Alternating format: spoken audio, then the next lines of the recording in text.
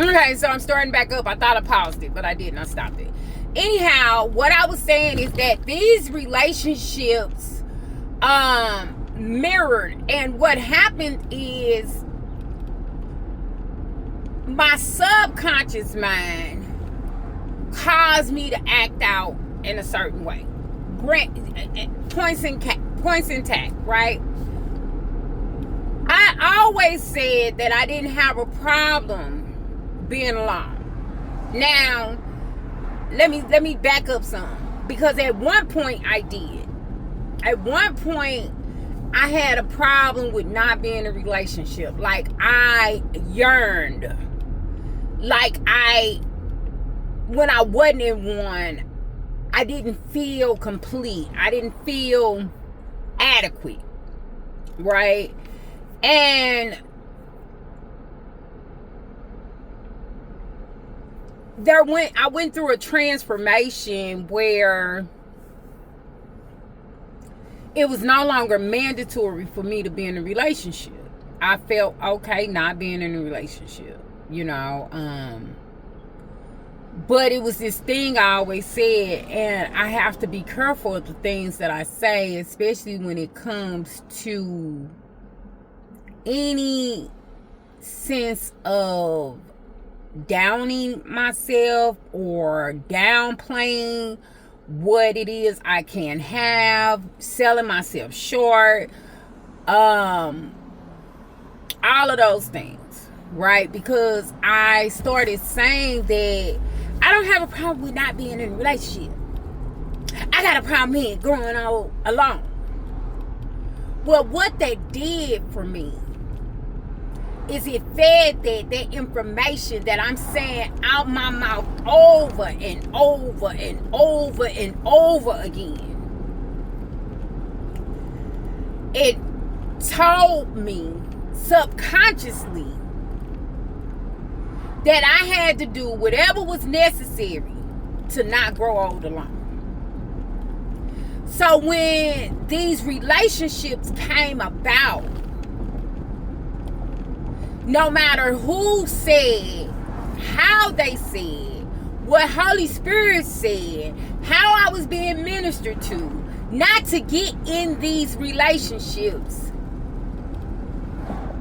I disregarded it.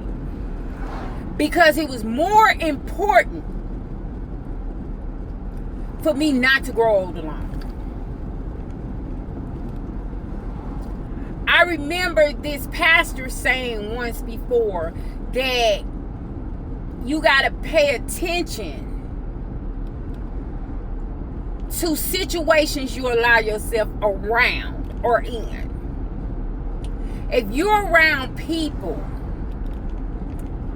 that always say there are no good men out here, your mama say there is no good men out here, your aunt say there is no good, and these are the people you're around, you're embedded with. Your girlfriend saying there's no good men out here. Eventually, you'll start saying there's no good men out here. That goes back to birds of the feather flock together, right? That's like if you're in a circle of people that aren't grabbing for higher heights and they're comfortable just where they are, 9 times out of 10 you'll be comfortable just where you are. And that could be in a mansion with 6-figure salary. Well, why settle for a mansion with a 6-figure salary when God said that anything I want, I can have? So why settle for 6 figures when I can have 7? Right? But it's the company that I keep. Right? And I started telling myself, and what I allowed to be planted in here. So I started telling myself that I don't want to grow old alone. So my subconscious is what caused my actions to become.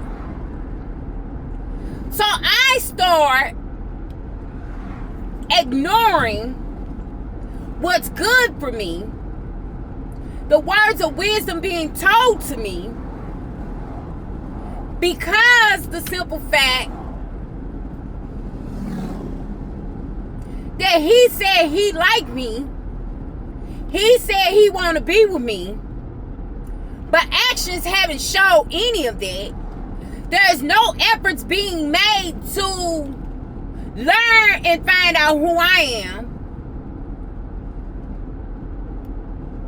All that don't even matter. Because if I get with him, I just might not have to grow old alone. When God told me he'll give me the desires of my heart as long as I seek after him diligently. Like, learn what the kingdom work is. God say, if I do the work that he tell me to do, he'll provide all my needs.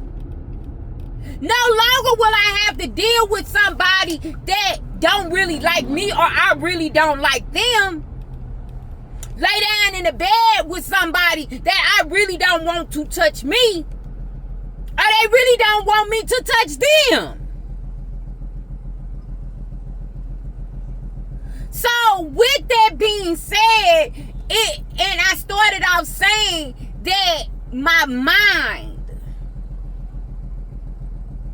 has to be completely overhauled. So when I say that, I'm not just talking about the renewing of my conscious mind.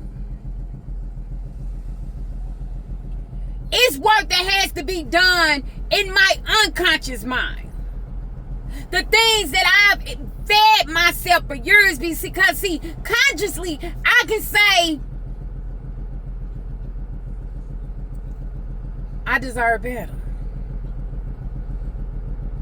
But if my subconscious hasn't been corrected and transformed and restored and renewed, I'm still going to accept less. Because the work hasn't been done to pull out of all that old thinking in order for some new wires to be planted. So I don't know about y'all, right? But for me, I'm real excited for this new journey that I'm on, because I know that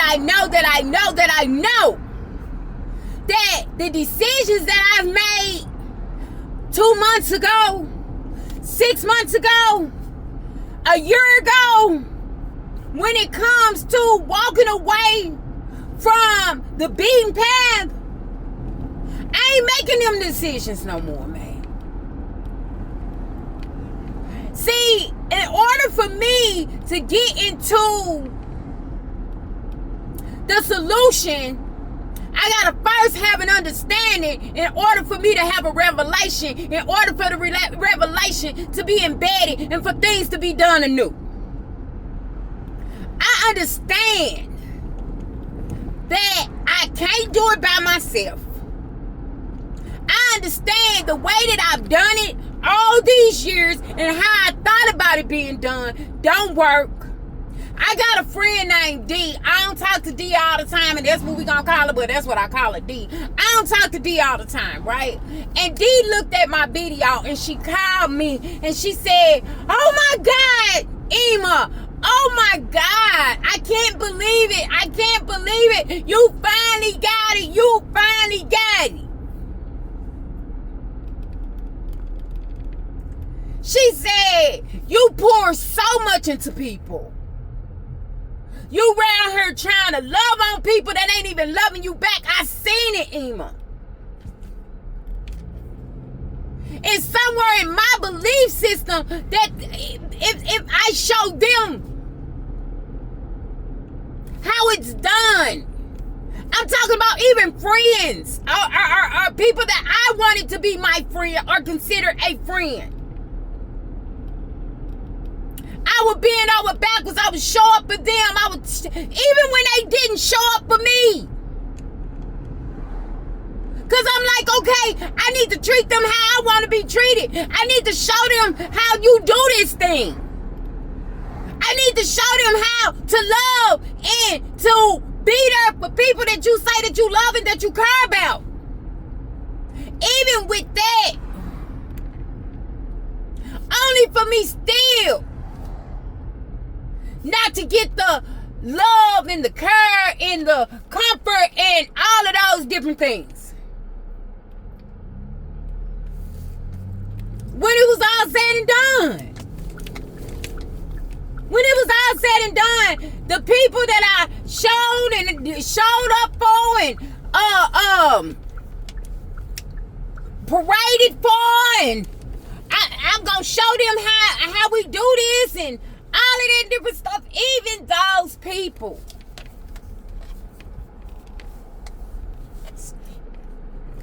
they still not here today, right? That's because I can't teach people how to love me if they choose not to love me. I can't make people show up for me when they choose not to show up for me. I can't make people respect me if they choose not to respect me. I've been going about this all the wrong way. I'm talking about, I finally got to understand it. The light bulb has been turned on. For a long time, I'm not a big social media person.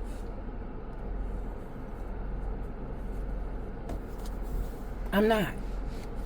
I do post and I do share stuff and, share my experiences out here in the world and all of those different things. But I'm not a big social media person. I don't have TikTok. I don't have Snapchat, I think it's called. Instagram. I rarely get on Facebook. I post on Facebook. I do.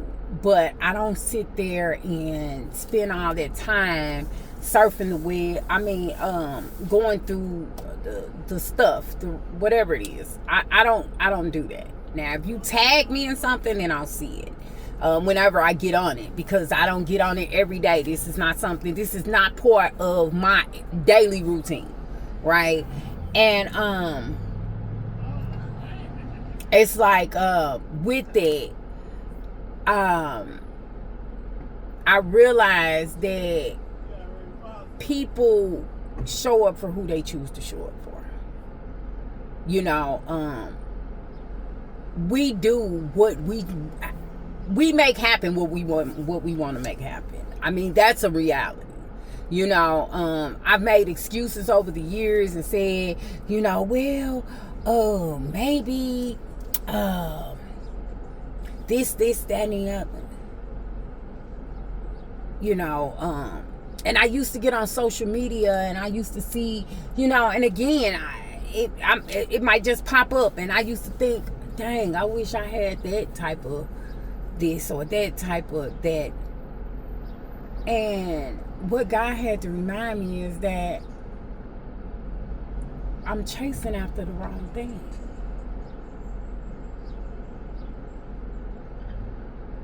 I'm chasing after the wrong thing. I'm learning that I would rather have 4 solid, sincere, respectable people in my life as friends than 100 fake, unreliable, non-showing up, not able to get honest people with millions of dollars. I really would.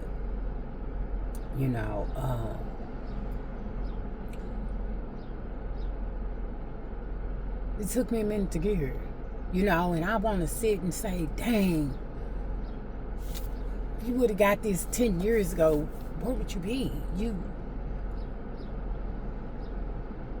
But the reality of the matter is that it wasn't meant for me to get 10 years ago.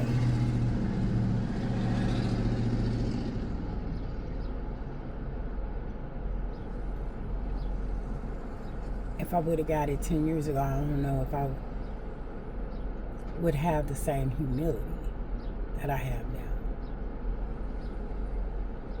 You know, I'm dealing with some stuff with my family, my children, you know. And I remember it was a time that nothing else mattered but him. Now, granted, I showed up for my kids, and if they needed something, I was there, but nothing else mattered but him.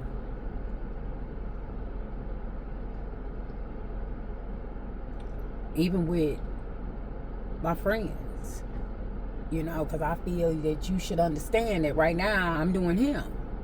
It's new. I'm doing him.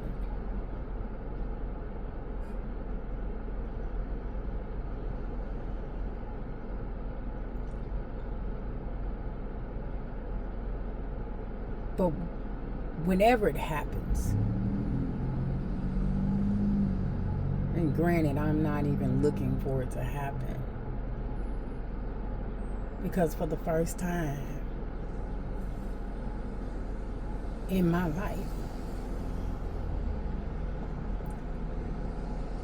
I trust and believe that whenever I grow old, I'll be okay. Because I trust that I'll grow old. You know, I saw my mother and my grandmother.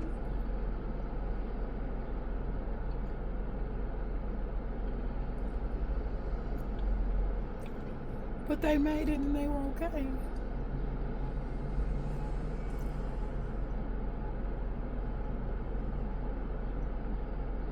They were happy.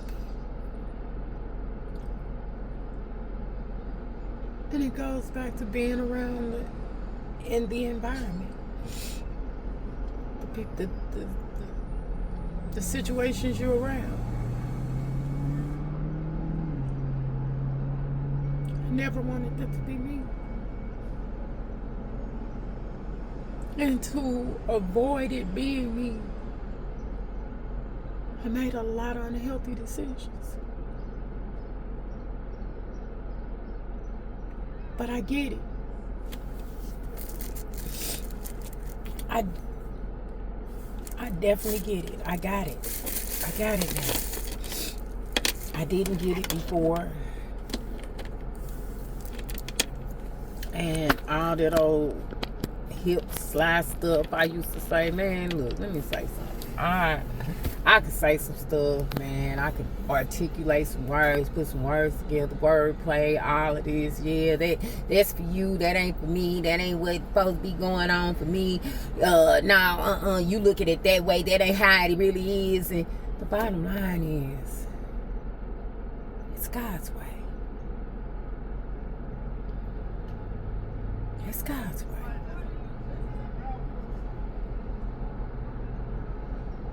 All that other stuff don't even matter no more. You know, I have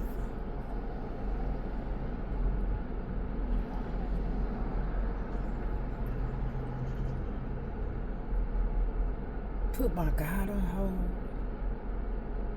put my Christianity on hold. If you wanted to go hang out in the clubs, drop it like it's high. All of that different stuff.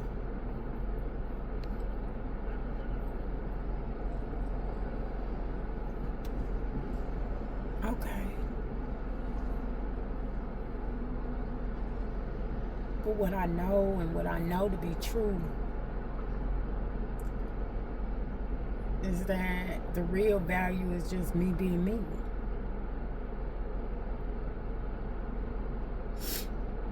Me being me. And I'm an awesome person with a lot of work that needs to be done. But it's unfolding and it's going to come to fruition. It's going to happen. And it's going to happen with God on my arm and me on God's arm. Holy Spirit riding right here in me.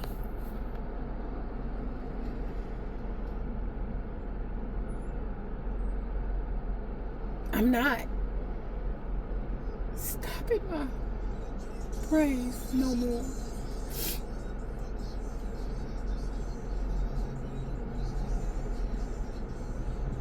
I'm not doing it no more. The only being,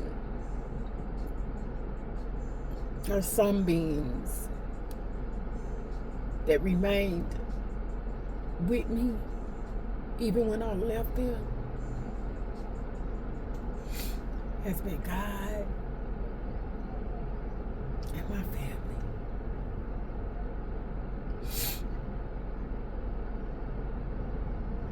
I'm talking about my cheerleaders. You can do it.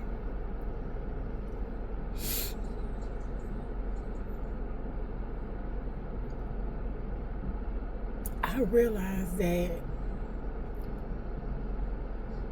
every situation I've been in, and within the last 15 years, have brought no elevation into my life. None. None.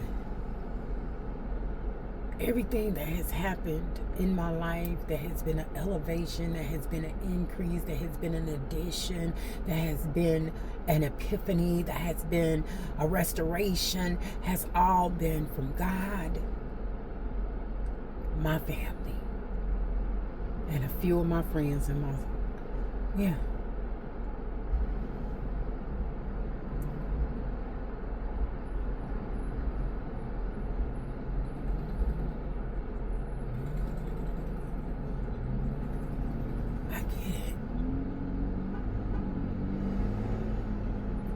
I get it. You know, I was ashamed, and you know, even sometimes telling the story.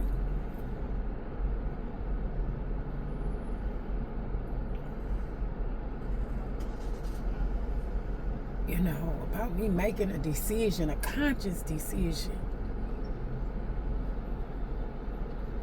I was emotional and I was going through the end of my marriage, but I still made a conscious decision.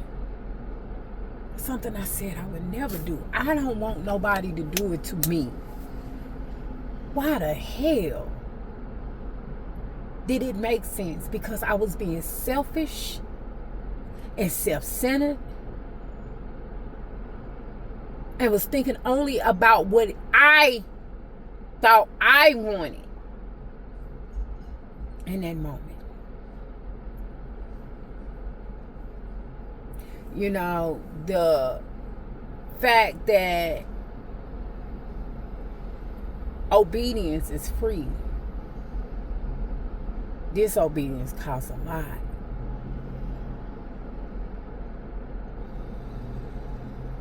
I disobeyed, and these are the prices that I paid. And it wasn't just with this one. This one was the physical abusive one, the last relationship. But it was verbally abusive, emotionally abusive.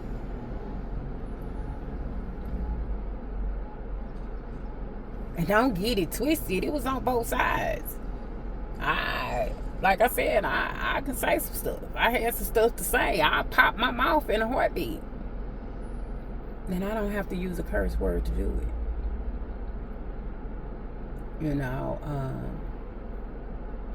life is amazing. It's truly amazing. I definitely wouldn't trade mine for nothing in the world. I have some amazing sisters, some awesome, phenomenal kids,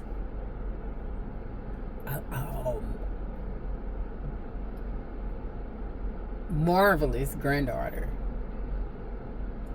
and some great support. It's not a whole lot, but I don't need a whole lot.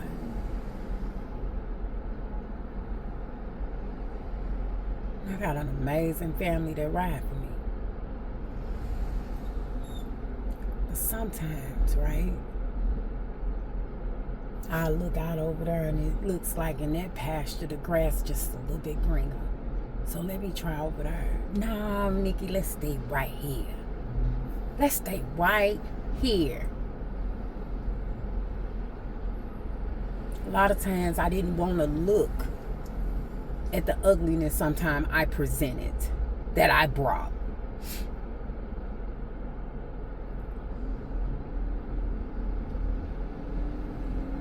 Sometimes I didn't want to pay attention to the lack of faith that I sometimes had.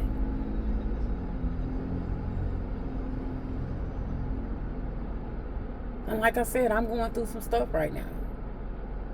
You know, my son just got locked up for something that his mental played a part in.